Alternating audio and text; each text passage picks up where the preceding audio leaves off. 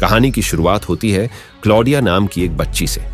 आज उसे किसी ने गिफ्ट में एक डॉल गिफ्ट दी है, लेकिन क्लॉडिया को डॉल की शक्ल जरा कम पसंद आती है और वो डिसअपॉइंट होकर इसे कचरे के डिब्बे में फेंक देती है। रात होने पर हम देखते हैं बड़ा खौफनाक नजारा। सब सोने के बाद डॉल खुद ब खुद चलने लगी और एक चाकू लेकर क्लॉडिया के रूम की तरफ जाने लगी।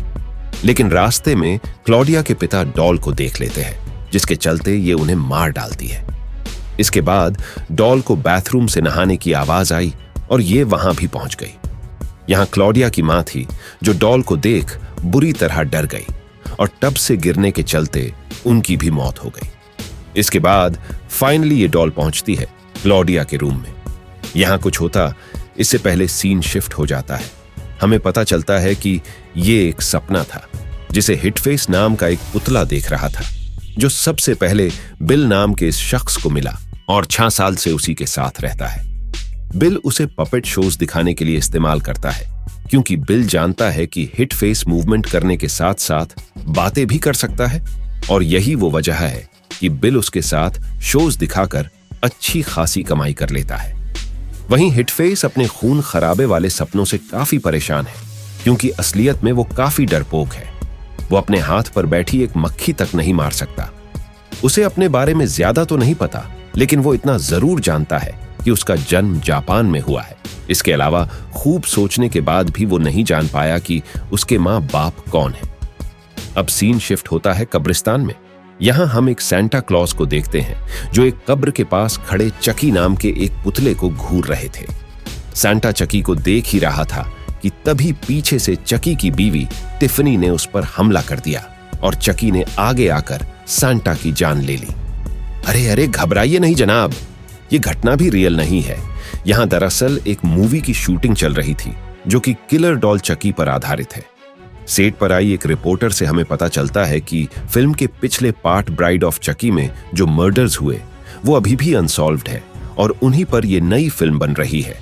इसके बाद हम जेनिफर टिली नाम की एक लेडी को देखते हैं, जो इस फिल्म में टिफनी का रोल कर रही है। फिल्म के पिछले पार्ट्स में भी जेनिफर ने ही टिफनी का रोल अदा किया था। जेनिफर थोड़ी नाखुश थी, क्योंकि उसे कुछ खास रोल नहीं मिल रहे थे। ऐसे में उसकी असिस्टेंट उसे रेडमन नाम के एक फिल्म मेकर के बारे में बताती है और कहती है कि इसे एक हीरोइन की जरूरत है। इस मामले में वो शायद तुम्हारी कुछ मदद कर सकता है। इसके बाद हम देखते हैं कि एक रिपोर्टर चकी और टिफनी का इंटरव्यू ले रहा है, जिसे हिटफेस टीवी पर देख लेता है। साथ ही साथ यहां हिटफेस चकी के हाथ पर मेड इन जापान नेम भी देख लेता है, जो ठीक उसके जैसा था। ये देख हिटफेस समझ जाता है कि ये मेरे कुछ तो लगते हैं।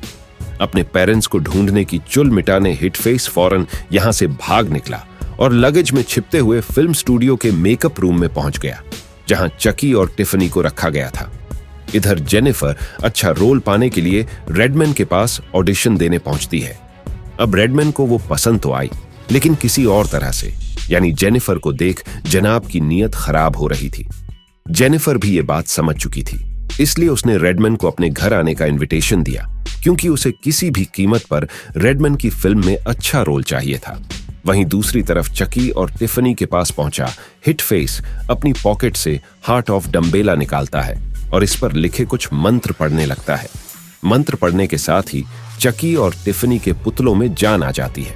उनके जिंदा होते ही हिटफेस उन्हें बताता है कि वो दोनों ही उसके पेरेंट्स हैं, लेकिन चकी उसकी बातों पर यकीन करने की बजाय उसकी गंदी शक्ल पर हंसने लगता है।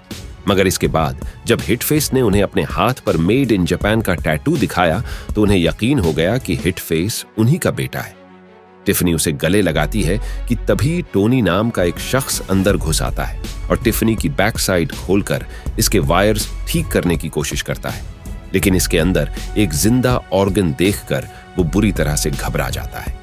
टोनी आगे कुछ और करता, इससे पहले चकी ने उसके गले में से एक वायर लपेटा और टिफनी इसका दूसरा हिस्सा पकड़कर उसकी गर्दन धड़ से अलग कर दी। इसके बाद खून में लथपथ टिफनी और चकी एक दूसरे को प्यार भरी नजरों से देखते हैं और किस करने लगते हैं। दोनों रुके ही थे कि तभी उन्होंने देखा कि हिटफेस ने खून खराबे से घबराकर अपनी पेंट में ही पेशाब कर दिया है। लेकिन चकी और टिफनी के मन में इससे भी बड़ी एक शंका थी, और वो शंका ये थी, हिटफेस का जेंडर क्या है? वो एक लड़का है या लड़की? दोनों उसके पास जाकर उसकी पेंट उतारते हैं, लेकिन यहां वे देखते हैं कि इसकी तो गोटी गायब है, यानी हिटफेस के नीचे कुछ भी नहीं था। ऐसे में टिफनी उसे लड़की मानकर ग्लेंडा नाम देती है और चकी लड़का मानकर ग्लेन नाम देता है। इसी दौरान खुशी से झूमती हुई जेनिफर इस रूम में पहुंचती है। यहां आकर जेनिफर ने चकी की पॉकेट से एक चॉकलेट चोरी की और टोनी के कटे हुए सर को पुतला समझकर इस पर किस कर देती है। लेकिन गर्दन से निकल रहे खून को देख उसे सच्चाई समझ आती है और वो बुरी तरह घबरा जाती है। कई रिपोर्टर्स ने तो जेनिफर पर ही हत्या के आरोप लगा डाले, लेकिन जेनिफर सबको इग्नोर करते हुए अपने ड्राइवर स्टैन के साथ गाड़ी में बैठकर रवाना हो गई। बता दे कि इस माहौलबाजी के बीच चकी, टिफनी और हिटफेस भी चुपके से जेनिफर की गाड़ी में बैठ गए थे। रास्ते में तीनों पुतले एक प्लान बनाते हुए कहते हैं कि हम जेनिफर के शरीर में टिफनी की आत्मा डालेंगे, रेडमैन के शरीर में चकी की आत्मा और हिटफेस की आत्मा डालने के लिए एक सरोगेट मदर ढूंढ लेंगे। घर पहुंचने के बाद तीनों जेनिफर के बेसमेंट में अपना अड्डा सेट करते हैं, जहां हिटफेस अपने पेरेंट्स से कहता है कि आप लोग ये खून खराबा क्यों करते हो, ये सब छोड़ क्यों नहीं देते। इस पर टिफनी तो उसे जल्द ही सुधरने का वादा करती है, लेकिन चकी भाई की तो रग रग में वॉयलेंस बसती है। इधर टिफनी और चकी हिटफेस की आत्मा के लिए बच्चा तैयार करने की तैयारी करने में जुट जाते हैं। टिफनी चकी को सीमन भरने के लिए एक डब्बी देती है। इस काम में टिफनी चकी की मदद भी करती है। आगे हम देखते हैं कि पीटर्स नाम का एक फोटोग्राफर घर के बाहर खड़ा जेनिफर और रेडमैन की आपत्तिजनक हालत में फोटोज क्लिक कर रहा है। इसी बीच उसे चकी भी दिखाई देता है, जिस पर उसे लगता है कि कोई बौना भी जेनिफर और रेडमैन को देखकर मस्ती कर रहा है। घर में अंदर जेनिफर और रेडमैन का रोमांस जारी था कि तभी टिफनी उनके पास आई और रेडमैन के सर में मारकर उसे बेहोश कर देती है। इसके बाद चकी भी यहां पहुंच जाता है।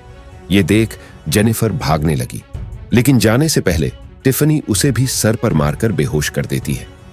अब ये दोनों जेनिफर और रेडमैन को बेड पर लिटा देते हैं और टिफनी जेनिफर में चकी का सीमन इंजेक्ट कर देती है। इधर घर में हम देखते हैं कि सुबह जेनिफर और रेडमैन की नींद खुल चुकी है, जिन्हें कुछ भी याद नहीं था कि लास्ट नाइट क्या हुआ था, लेकिन जेनिफर को इतना याद है कि रात में कोई एंजल आया था। दूसरी तरफ टिफनी अपनी आदतें सुधारने के लिए बुक्स पढ़ते समय अपने एक विक्टिम की बीवी को कॉल करके उससे माफी मांगती है। रात होने पर हम देखते हैं कि खाना खाते समय जेनिफर रेडमैन से बताती है कि वो प्रेग्नेंट है, लेकिन ये सुनकर रेडमैन गुस्सा हो जाता है और कहता है कि ये बच्चा मेरा हो ही नहीं सकता, मैं तो काफी समय पहले नसबंदी करवा चुका हूं। इसके बाद गुस्साए रेडमैन ने जेनिफर को रोल देने से भी मना कर दिया। अब पास में छिपी हुई टिफनी को यह सब सुनकर अच्छा नहीं लगता, क्योंकि जेनिफर के पेट में चकी और उसका बच्चा पल रहा था। ऐसे में वो एक एडिक्शन रिलीफ हेल्पलाइन पर कॉल लगाती है, जिन्होंने बताया कि अगर आप किसी चीज को छोड़ना चाहते हैं और इस दौरान कुछ ज्यादा ही चुल मच जाए तो एक बार आप उस चीज को कर सकते हैं। बस टिफनी मैम को यही तो सुनना था।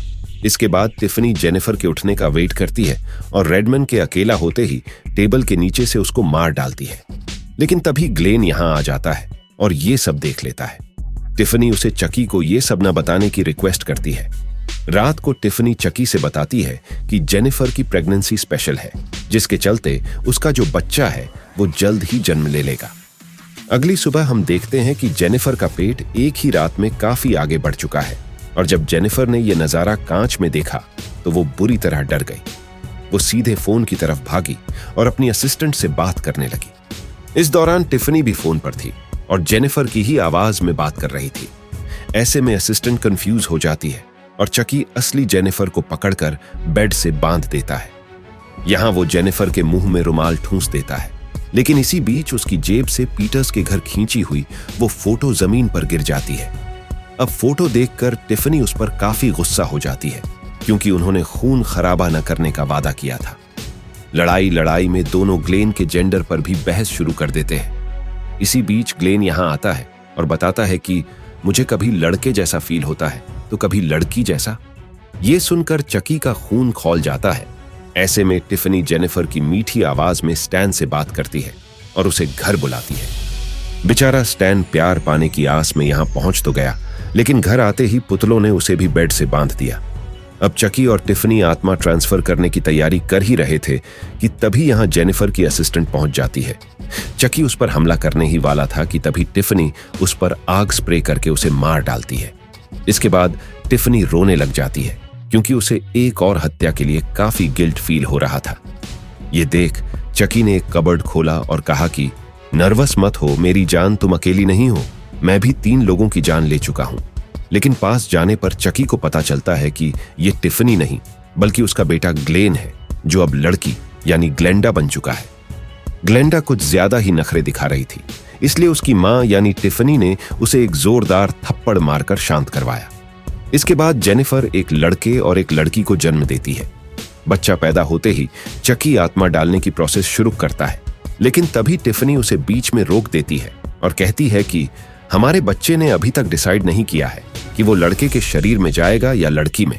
अब चकी कहता है कि इंसानों का शरीर हमेशा जिंदा नहीं रहने वाला, इसलिए मुझे किसी नश्वर इंसान की तरह नहीं बनना है। अब मैंने फैसला बदल लिया है और मैं एक डॉल बनकर ही रहूंगा। लेकिन टिफनी को अभी भी एक इंसानी शरीर चाहिए था, इसीलिए वो चकी से लड़ाई करके ब्रेकअप कर लेती है। इस पर चकी भड़क गया और टिफनी को मारने के लिए उस पर चाकू फेंक देता है। लेकिन स्टैन ने टिफनी को बचाने के लिए खुद को बीच में दे दिया और अपनी जान दे दी। फिर टिफनी ने चकी को चाकू मारकर घायल कर दिया और पुलिस कमरे में घुस आई। यहां पुलिस जेनिफर और उसके पास पड़ी ढेर सारी बॉडीज देखती है। पुलिस तुरंत जेनिफर को हॉस्पिटल लेकर जाती है, जहां उसे बताया जाता है कि उसके ऊपर कोई मर्डर केस नहीं लगाया गया है। साथ ही साथ पुलिस उसे बताती है कि तुम्हारी मेंटल हेल्थ ठीक नहीं है, इसीलिए अभी तुम्हारे बच्चे तुम्हें नहीं दिए जाएंगे। कुछ देर बाद जब जेनिफर अकेली थी, इसी बीच चकी भी दरवाजा तोड़कर अंदर घुसने की कोशिश करने लगा। ये देख टिफनी फटाफट जेनिफर में अपनी आत्मा ट्रांसफर करने में जुट जाती है, लेकिन चकी बीच में ही अंदर घुस गया और उसने टिफनी को मार डाला। मरने से पहले टिफनी ग्लेन से कहती है कि तुम वो गलती मत करना जो मैंने की थी। अब टिफनी मरने के बाद ग्लेन को गुस्सा आ गया और वो चकी से फाइट करने लगा। कुछ ही देर में ग्लेन ने चकी को दबोच लिया और पास ही में लेटी हुई जेनिफर ने उसे कुल्हाड़ी दे दी, जिसकी मदद से उसने चकी को मार डाला। इसके बाद जेनिफर बड़े ही प्यार से ग्लेन को संभालती है। हार्ट ऑफ डम्बेला भी अब जेनिफर के ही हाथ में है। इसके बाद कहानी 5 साल फास्ट फॉरवर्ड होती है और हम देखते हैं कि जेनिफर की मेड उससे कहती है कि मैं तुम्हारी बेटी ग्लेंडा से थक चुकी हूं, वो मुझे बहुत सताती है। तुम्हारा बेटा ग्लेन काफी इनोसेंट है, लेकिन फिर भी ग्लेंडा के पास रहकर मैं ये जॉब नहीं कर सकती। मेड की बात सुनकर जेनिफर गुस्सा हो जाती है और पीट पीट कर मेड की जान ले लेती है। इसके बाद जेनिफर की आंखें ग्रीन होने लगती है। खैर, इसके बाद हम देखते हैं कि ग्लेन के लिए एक गिफ्ट आया है, जिसे खोलने पर उसे पता चलता है कि इसमें एक टॉय का कटा हुआ हाथ है, जो देखने में चकी के हाथ जैसा लग रहा था। डब्बा खुलते ही हाथ ग्लेन की गर्दन पकड़ लेता है और इसी के साथ हो जाती है मूवी की एंडिंग। वैसे बच्चे की अभी तक मौत नहीं हुई है। उसके साथ क्या हुआ ये जानने के लिए कमेंट्स में पार्ट 2 जरूर लिख दीजिएगा। और अधिक जानना चाहते हैं तो बता दें कि इस मूवी का नाम था सीड ऑफ चकी, जो कि चाइल्ड्स प्ले सीरीज का 5th पार्ट था और 2004 में रिलीज किया हुआ। ऐसे ही और जबरदस्त वीडियोस के लिए चैनल को सब्सक्राइब जरूर कर लीजिएगा। धन्यवाद।